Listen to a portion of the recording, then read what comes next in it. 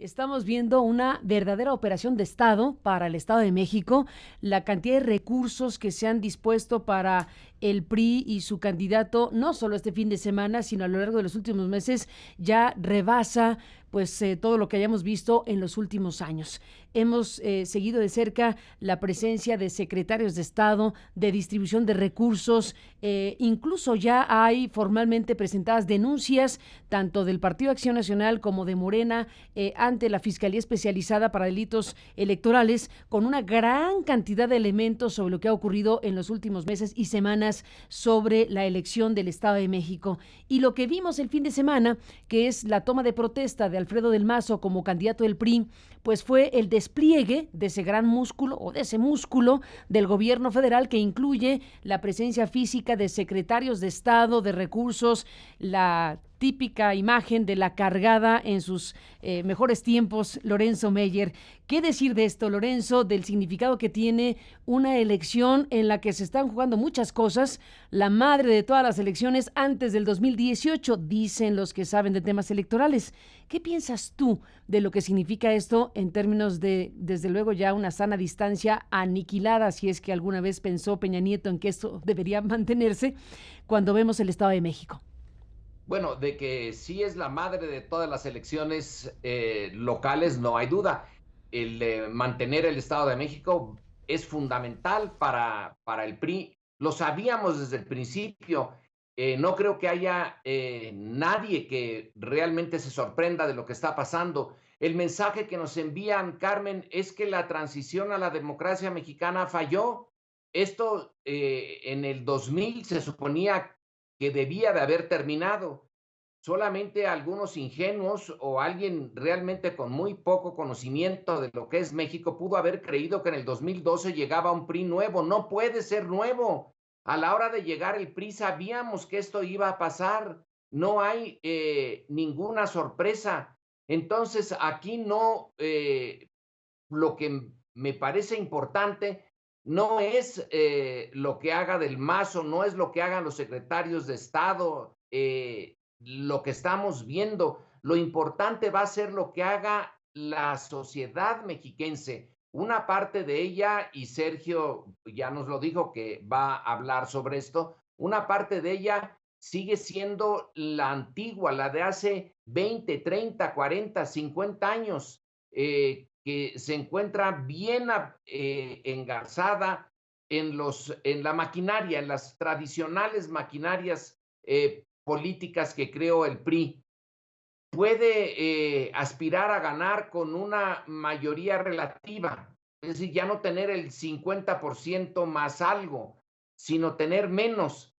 Aquí la tragedia, diría yo, o algo imposible de evitar, es que si la oposición, toda la oposición estuviera unida, sacaban al PRI del poder, pero a la vez lo que nos han dicho los últimos años, del 2000 para acá, es que es imposible unir esa oposición, que cuando lo han hecho han fracasado rotundamente, como fue el caso, por ejemplo, de Oaxaca con CUE, cuando se unen PRI, digo, PRD y PAN para detener al PRI, bueno, a veces lo detienen, pero el resultado es un monstruo. Es algo que es tan desafortunado como tener al PRI.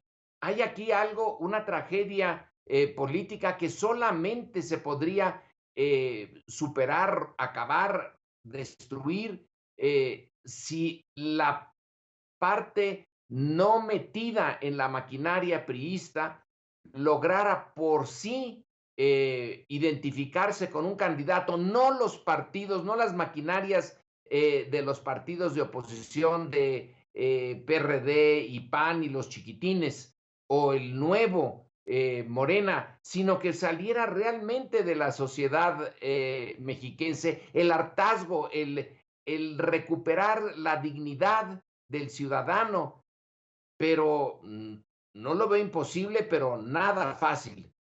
Por ahora no hay ni un solo asomo de asombro ante lo que está pasando en el Estado de México. Lo sabíamos. El cinismo es fantástico. Están todos ahí y no les da ninguna vergüenza. Entonces, ya hay que dejar a un lado la posibilidad de que haya un sentido de modernidad y de democracia. No, no lo hay, no lo tienen, no nacieron para eso. Es la sociedad mexiquense, lo que resta de, digamos, positivo, de conciencia ciudadana en ese estado, lo único que puede detener esta maquinaria del PRI.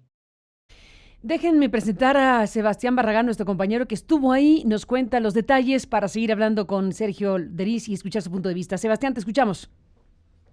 Carmen, hola Carmen, muy buenos días. Le di seguimiento al evento y bueno, les comparto que el PRI nacional y el gobierno federal arroparon a Alfredo del Mazo en su toma de protesta como candidato al gobierno del Estado de México.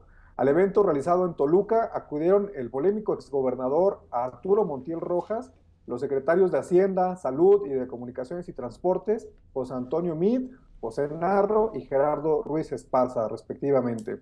La toma de protesta de Del Mazo también convocó a los gobernadores del Estado de México, de Rubén Ávila, de Hidalgo, de Jalisco, de Oaxaca, de Guerrero, de Colima, Yucatán y otros que estuvieron en este evento.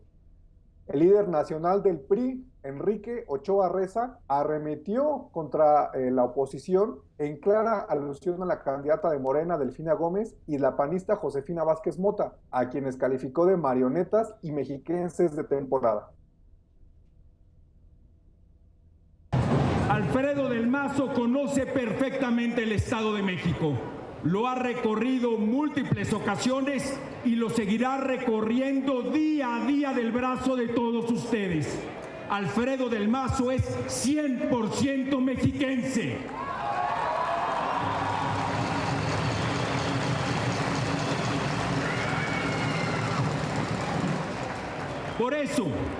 Por esas razones, los mexiquenses saben que Alfredo es un hombre sensible para servir y con carácter para gobernar.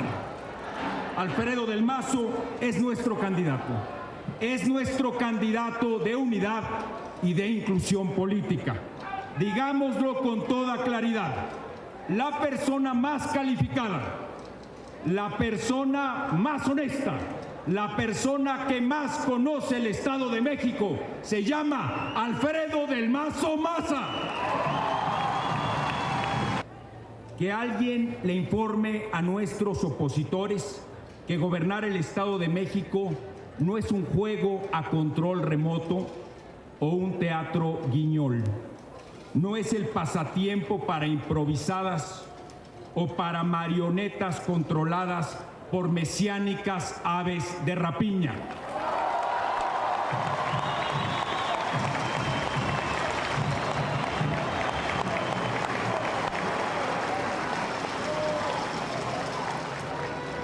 En el PRI postulamos a candidatas y candidatos que pueden hacer campaña por sí mismos, que no necesitan que alguien hable por ellos en sus promocionales.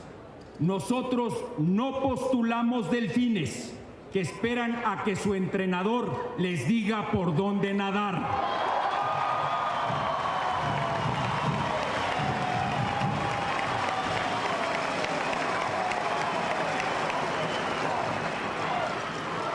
Marionetas y mexiquenses de temporada son una falta de respeto para la historia del Estado de México, de esta gran entidad federativa. Por supuesto que no se los vamos a permitir. Por supuesto que les vamos a ganar. ¡Vamos a ganar! Llegó la hora de pisar a fondo el acelerador. Es momento de fortalecer la promoción del voto. Puerta por puerta, mexiquense por mexiquense. Somos el partido más unido, el partido que tiene la militancia más inteligente y más comprometida con el Estado de México. Somos el partido con la mejor estructura y la mejor organización política. Somos el partido que afronta y que vence todos los retos. Tenemos todo para ganar. Tenemos como candidato a Alfredo del Mazo. Durante el acto, Alfredo del Mazo dijo que su triunfo permitirá resolver los pendientes que hay en inseguridad y la desigualdad que impera en el Estado de México.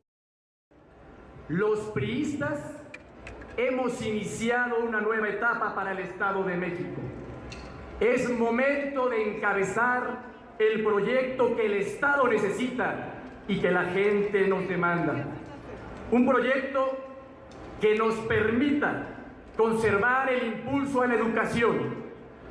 Un proyecto que nos permita continuar los apoyos sociales a millones de familias mexiquenses. Que nos permita cuidar la salud de las mujeres mexiquenses.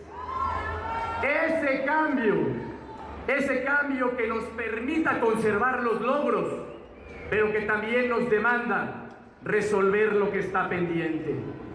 Para terminar con la desigualdad, terminar con la inseguridad y generar más y mejores empleos para todos. Que se oiga fuerte. Nadie mejor que nosotros para encabezar el cambio que quiere el Estado de México. La campaña del Estado de México iniciará justo en una semana, el 3 de abril, y concluirá el 31 de mayo. Y las elecciones, Carmen, se realizarán el domingo 4 de junio. Ese es el reporte que tengo para compartir. Gracias, Sebastián, por tu reporte esta mañana. Buenos días. Denise Dresser, ¿cómo viste este panorama del fin de semana? Pues hay mucho en juego para el PRI en el Estado de México. Es la joya de la corona, el semillero de votos, uno de los estados más ricos, más productivos, bastión del grupo Atlacomulco, la cuna del peñanietismo, trampolín para asegurar la victoria electoral en el 2018 y eventual refugio al cual los priistas podrían volver si pierden la presidencia. Por ello hemos visto en el Estado de México en las últimas semanas, como tú decías, un despliegue que jamás habíamos presenciado antes. El clientelismo electoral en pleno, ya sin el menor pudor. Despensas, licuadoras, pagos en efectivo, tarjetas, sacos de cemento, la visita de todos los miembros del gabinete, topes de campaña aceptados por el Instituto Electoral del Estado de México que jamás habíamos presenciado, gastos de campaña nunca vistos. Y el discurso que vemos ahora del priismo tan lleno de hoyos y a pesar de eso, pues siguen visibles en las encuestas. Vemos a un Enrique Ochoa que se burla de los otros candidatos, llamándolos mexiquenses de temporada, cuando hoy el periódico Reforma publica que él se valió de una maniobra en Nuevo León para conseguir una flotilla de taxis, declarando que su domicilio era Nuevo León, cuando de hecho nunca vivió ahí, según el reportaje. O escuchar a Alfredo del Mazo decir que su prioridad es cuidar la salud de las mujeres mexiquenses, cuando el Estado de México es uno de los estados con uno de los índices más altos de feminicidios, ignorados por Peña Nieto, porque ahí comenzaron los problemas, exacerbados ahora en el gobierno de Rubiel Ávila, un problema que el Estado no ha querido confrontar. Y finalmente, en términos del posicionamiento priista, mirando un poco más allá del Estado de México, interesante que el PRI haya sacado ahí a poner en la palestra a Narro. El PRI hoy por hoy no tiene candidato presidencial. Todos malolientes, todos con colas que les pisen. Osorio Chong por la delincuencia, la violencia, la falta de gobernabilidad en múltiples estados. Nuño por el fracaso de la reforma educativa. Videgaray por la casa en Malinalco, la invitación a Trump y la diplomacia tan cuestionada de los últimos tiempos. El PRI está en búsqueda desesperada de un candidato potable, por citar tu palabra. Y de ahí que el día del aniversario de la muerte de Colosio hayan pedido a Narro que diera el discurso. Un discurso en el cual el secretario de Salud asegura que el PRI es la mejor opción y además aprovecha para pedirle respeto al ejército en la misma semana en la que hay una cargada oficial contra Andrés Manuel López Obrador por haber cuestionado al ejército en operativos que muchas veces violan derechos humanos, cosa que no es cuestionable, o sea, es verídica, es cierta, está documentada. Pero Narro se puso públicamente la camiseta del PRI. Y pues si se la quiere poner, entonces obligatoriamente hay que mirar qué hay debajo de ella. Porque el secretario de Salud negó contundentemente la acusación de que se hubiera utilizado agua destilada en lugar de quimioterapia para niños enfermos de cáncer en el estado de Veracruz. Salió con una vehemencia a decir que eso era absolutamente falso. Y solo después de que empezó a salir información incuestionable y contundente, la Secretaría de Salud emitió un discretísimo comunicado un viernes a las 10 de la noche, aceptando que en realidad era cierto, pero sin decir exactamente qué ocurrió con esos 70 niños y qué ha pasado con la investigación pendiente. ¿Y qué ha pasado con el espionaje que se le hizo a activistas que criticaban a las refresqueras y a las compañías productoras de comida chatarra, que se oponen a la regulación gubernamental a pesar de la epidemia de obesidad y diabetes que hay en el país? Pues hay preguntas muy importantes para la Secretaría de Salud Pública en este momento. Y si Narro quiere ser candidato presidencial, pues que se vaya acostumbrando a ellas. Y ese mismo cuestionamiento y auscultación deberíamos hacérselo a todos, en el Estado de México y ahora que se avecina la contienda presidencial. Estamos cerrando, Sergio, ¿qué dices de todo esto? Mira, Carmen, Denise, Lorenzo, dos ideas muy rápidamente. La primera, que la retórica y los rituales del PRI no cambian. Desde hace 50 años estoy observando más o menos el mismo estilo y la misma escenografía. Y en ese sentido también veo cómo se recicla la capacidad de seducción que tienen sobre espíritus independientes. Es decir, son capaces de colonizar mentes que alguna vez fueron independientes.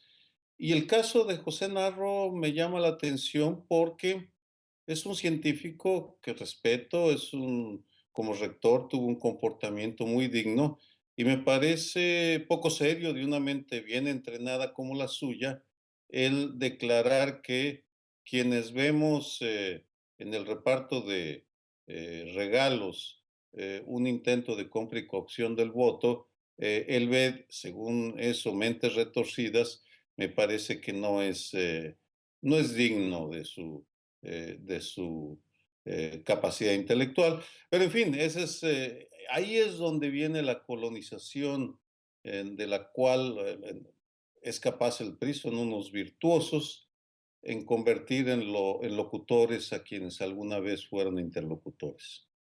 Pues entramos en la parte final, Lorenzo Meir, de tantos temas y asuntos importantes. ¿Con qué te despides esta mañana de lunes? Van corriendo ustedes a grabar también Primer Plano al ratito, así que bueno, cerramos, Lorenzo. ¿Qué nos dices? ¿Con qué me despido, Carmen?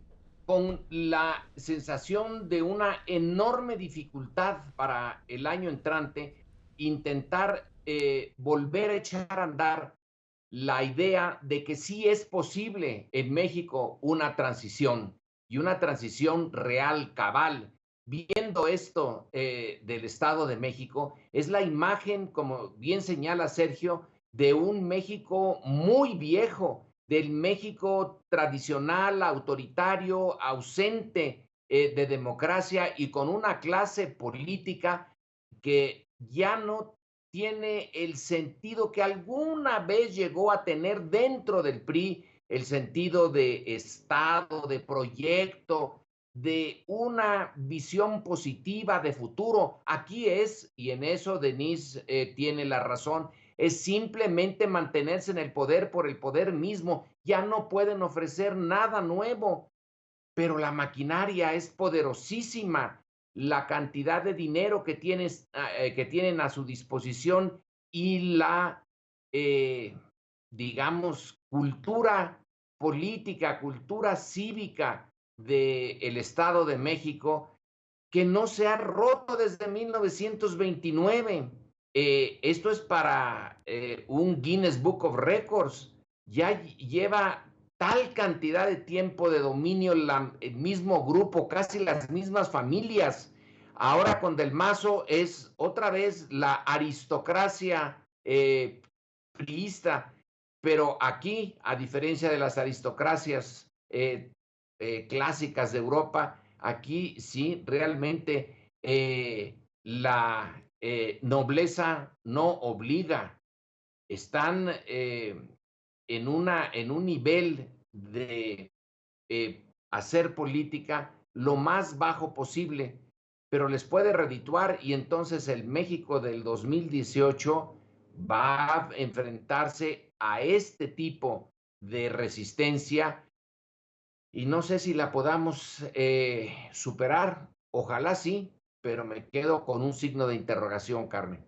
Pues ahí está, Lorenzo Meyer, Sergio Aguayo, Denise Dresser, a los tres, gracias por estar aquí esta mañana. Seguiremos pues de cerca todo esto, una semana importante por muchas razones esta. Vamos a entrar más adelante, después de la pausa que a continuación presentamos, en otros temas. Vamos a presentar un reportaje especial de nuestra compañera Laura Castellanos, una historia de nuestra colega que ha hecho investigaciones muy fuertes, muy importantes, que han merecido incluso reconocimientos y premios como el Premio Nacional de Periodismo por la investigación del caso de la matanza de Apatzingán. Hoy Laura pues nos habla de una historia de 10 civiles encontrados calcinados en un paraje de Cuitzeo en Michoacán.